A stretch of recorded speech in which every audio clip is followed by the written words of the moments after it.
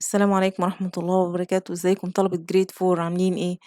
احنا يا ولاد كنا خدنا في السيشن اللي فات خدنا مع بعض الريسبيراتوري سيستم واتكلمنا عنه وعن الاستراكشر بتاعه والتركيب بتاعه واتكلمنا عن عمليتين مهمين بيتموا فيها عكس بعض. عملية الانهاليشن بروسيس وهي عملية الشهيق اللي احنا بناخد فيها الجاز مهم جدا اللي هو اكسجين جاز من الهواء اللي حوالينا من الاير اللي حوالينا، وقلنا انه مهم جدا لكل وظائفنا ان احنا لازم ناخد الاكسجين لانه مهم جدا لجسمنا. وعكسها قلنا عملية الايه exhalation process وهي بيتم فيها ان احنا بنتخلص من جاز ضار جدا harmful هو مين كربون دايوكسيد جاز، وقلنا انه ما ينفعش يقعد في جسمنا لازم نخرجه لانه هو مضر جدا بجسمنا. ده اللي احنا اتكلمنا فيه السيشن اللي فات. السيشن دي هنتكلم فيها نفتكر كده يا ولاد نفكر مع بعض. الفيش بتتنفس زينا كده من التو لونجز زي ما قلنا في السيشن اللي فات. احنا كهيومن والانيمالز الجهاز بتاعنا بنتنفس من التو لونجز. طيب تفتكروا الفيش كمان بتتنفس زينا كده بالتو لونجز؟ طبعا انتوا برافو عليكم ان الفيش يا ولاد مش بتتنفس زينا كده من التو لونجز، لا ربنا خلق لها طريقة تانية غيرنا خالص عشان تعمل عملية البريث ان هي تتنفس. ربنا خلق لها حاجة اسمها جيلز، حاجة اسمها ايه جيلز اللي هي الخياشيم. كلمة ان هي اسمها ايه خياشيم يعني دي حاجة بتبقى على بص كده معايا في الصورة كده، بتبقى ادي شكل راس السمكة كده، بتبقى ورا العين بتاعت السمكة على طول، بتبقى دي شكلها الجلد كده. هي بتبقى على الجنبين من راس السمكة. لو انت خليت ماما توريك شكل السمكة هتلاقي ورا العين على طول هتلاقي حاجة كده لونها أحمر جامد ومشرشرة كده. هي دي الجلد يا ولاد، هي دي الجهاز اللي السمكة بتتنفس منه. مش عندها تو لانجز زينا، ما عندهاش رئتين بتتنفس منها، لا هي بتتنفس، ده الجهاز التنفسي بتاعها. تمام. احنا قلنا ان هي السمكة يا ولاد، تفتكر كده السمكة لما بتبقى تحت المية بتتنفس ازاي؟ احنا السمكة يا ولاد تعالوا كده، يعني احنا هنا اهو لو هنقرا مع بعض، احنا عندنا الجيلز are considered as unique structure. يعني ايه يعني تركيب فريد. adaptations that allow fish to ايه to live. ماشي ان هي تقدر تعيش. ماشي and ايه breathe underwater يعني تقدر تتنفس تحت ايه المية. الجيلز دي يا ولاد بتكون found ايه on both side of fishes head على جانبين راس الايه السمكة. تمام. طيب how do fish breathe underwater؟ تفتكر ازاي السمكة بتتنفس تحت المية؟ بص كده معايا water. الووتر عندنا بيبقى يحصل ايه enters ذا ماوس، بيدخل ايه للماوس. الووتر بيدخل الماوس بتاعة السمكة. تمام. ويعمل ايه passes across ايه جيلز، بيعدي على الجيلز ذات ايه يعمل ايه extract. يعمل ايه extract يعني يستخرج الاكسجين جاز from water.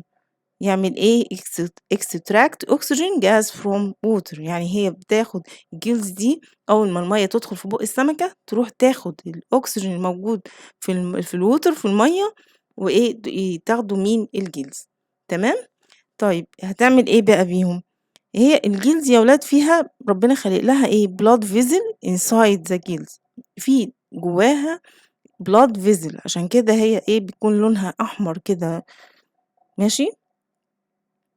البلاد فيزل دي بتعمل ايه carries oxygen gas to the rest of the body، بتاخد الاكسجين لبقية الجسم and release وبتخلص من الجسم من ايه كربون دايوكسيد جاز، وتخلص الجسم من مين من كربون دايوكسيد جاز. تمام. عندنا طبعا ملحوظة مهمة قوي ان احنا الفيش need clean water to survive. يعني إيه؟ يعني السمكة بتبقى محتاجة مَيّة نضيفة عشان إيه؟ عشان تقدر إن هي تعيش، ما تقدرش تعيش في مياه ملوثة. ليه؟ لإن إحنا قُلنا إن الwater بالنسبة للfish هو مصدر الأكسجين بتاعها اللي تقدر إن هي تتنفس منه. بالضبط زي إيه؟ as we need to breathe clean air، إحنا محتاجين إن إحنا نتنفس clean air to stay healthy. إحنا بنبقى محتاجين إيه؟ عايزين clean إيه؟ clean air. إحنا كhuman عايزين clean air عشان نفضل إيه؟ صحيين، مش كده؟ يبقى يا ولاد الfish عشان تقدر تعيش محتاجة clean water، تمام؟ to إيه؟ to survive.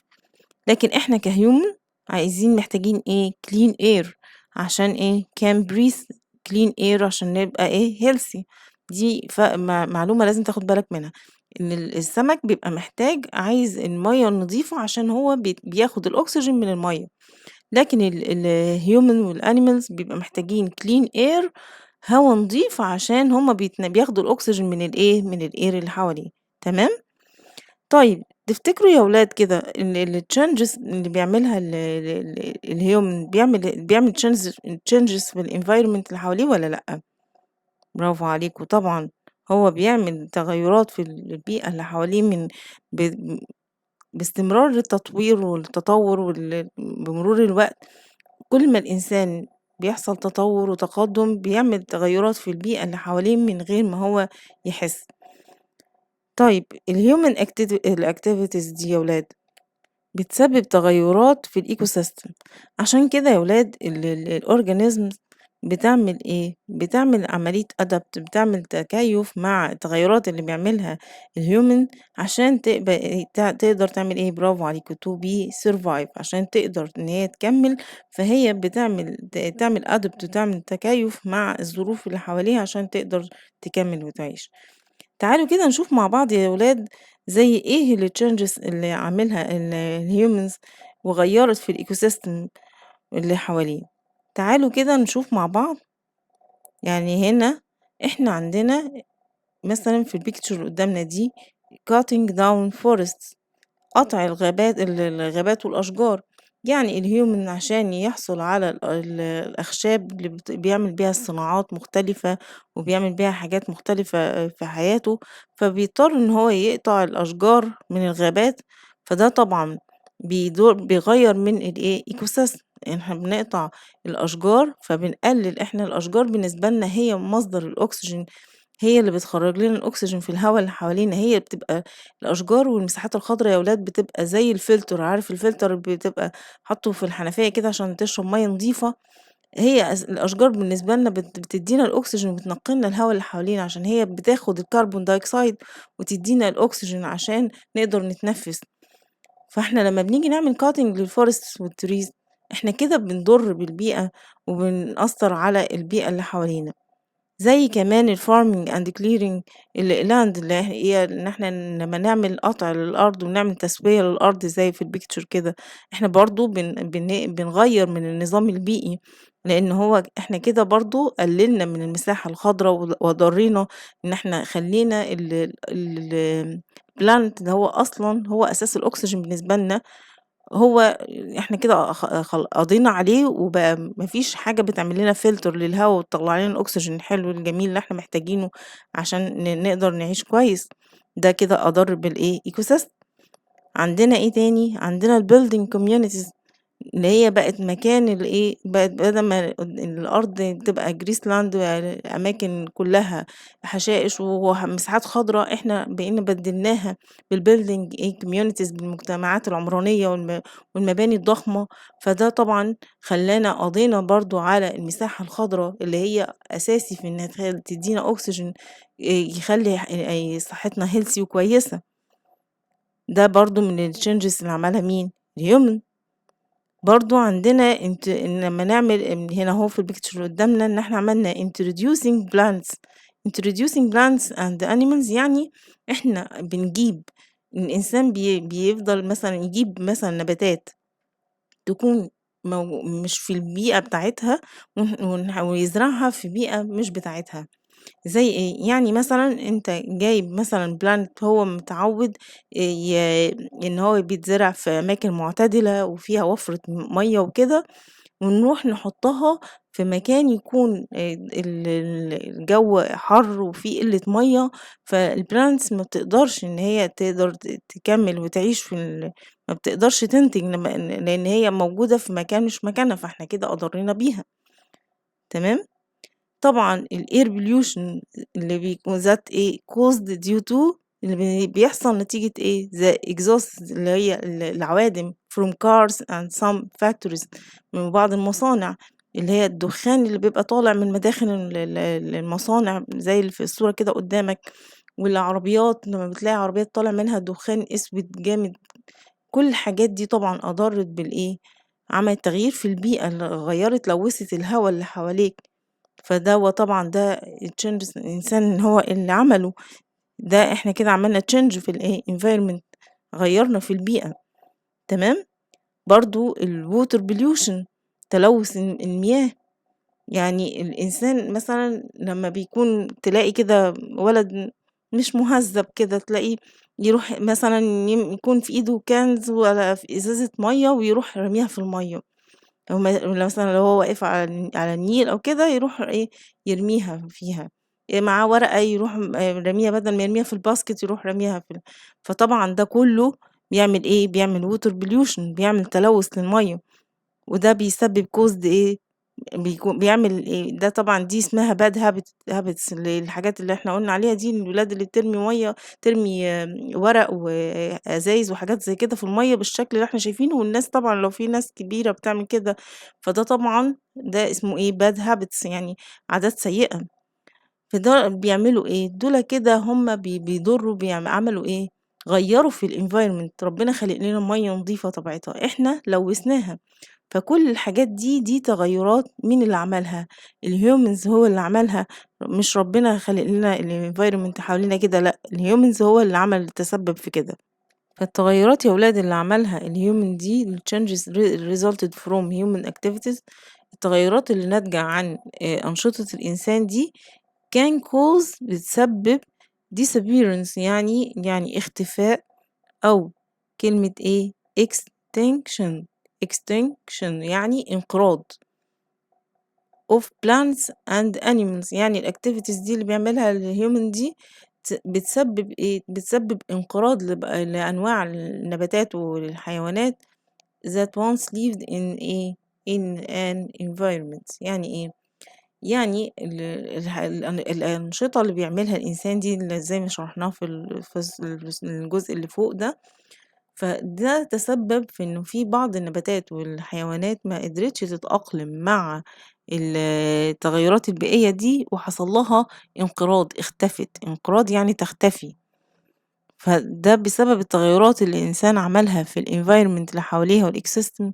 فخلاها بالشكل ده حصل لها انقراض هنا يقولك مثلا give reason for also the air water and the soil get polluted as a result of human activities plants and animals can survive يعني بيقولك بالرغم من الهواء والمية والتربة السويل حصل لها تلوث نتيجة للإيه للhuman activities بيحصل إيه البلانتس والانيمال بيقولك إن هو بيقدر يكمل ويعيش طب إزاي يعني هو بيسألك إزاي بقى بيفضل يكمل ويعيش الأنسر بتاعتنا إحنا عندنا بيكون some animals can survive by moving to another ecosystem يعني إيه؟ يعني بعض الحيوانات عشان تتغلب على الحكاية دي بتتحرك can moving to another ecosystem بتروح لبيئة تانية لنظام بيئي تاني عشان توجد إيه الحاجات اللي هي إيه they need الحاجة اللي هي محتاجاها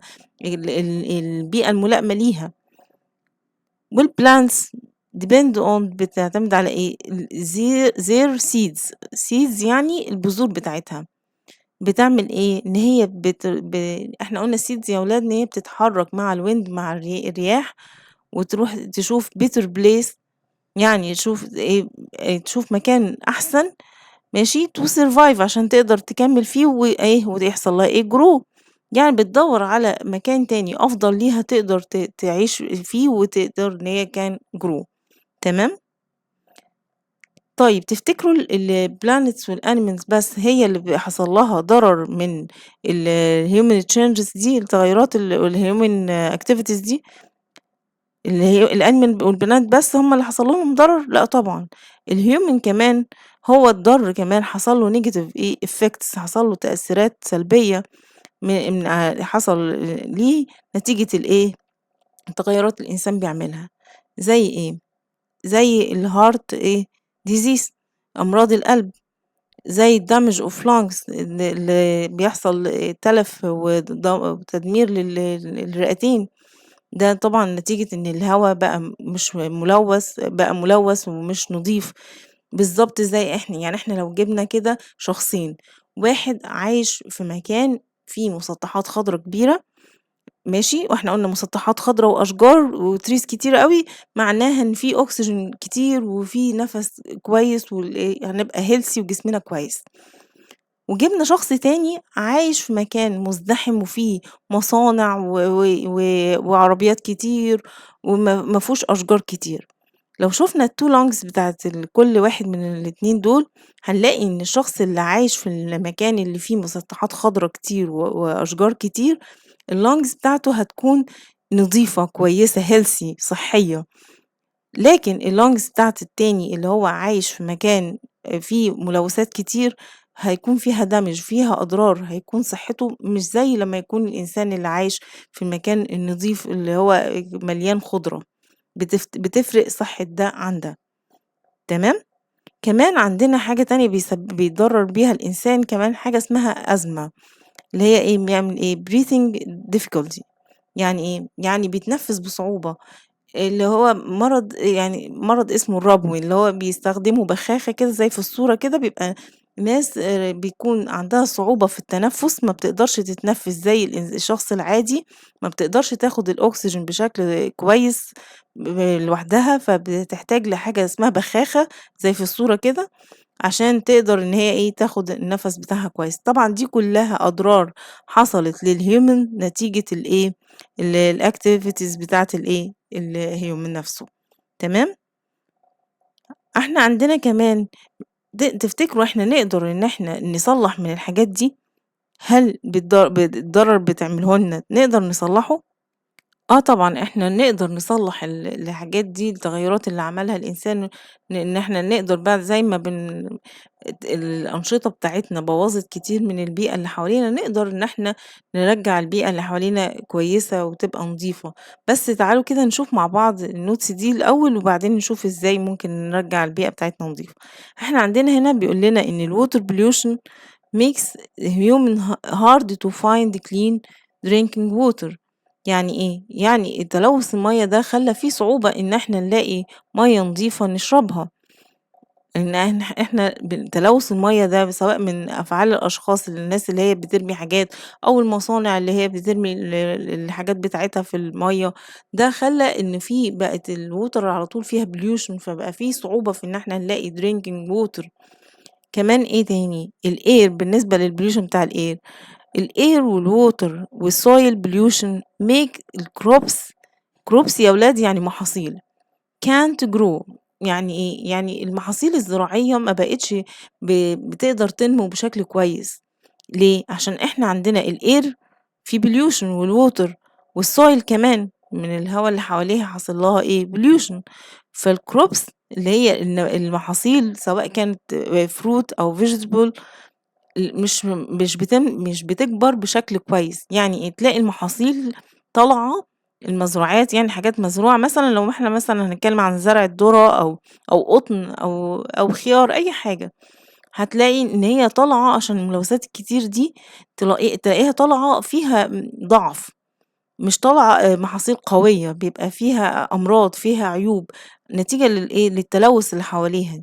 لكن لو جينا وزرعنا النباتات دي في حتة مكان يكون فيه هوا نضيف، والمَيّة اللي بنسقي بيها الأرض نضيفة، والsoil نفسها نضيفة، هنلاقي النباتات كويسة ونضيفة وصحية اللي إحنا زرعناها.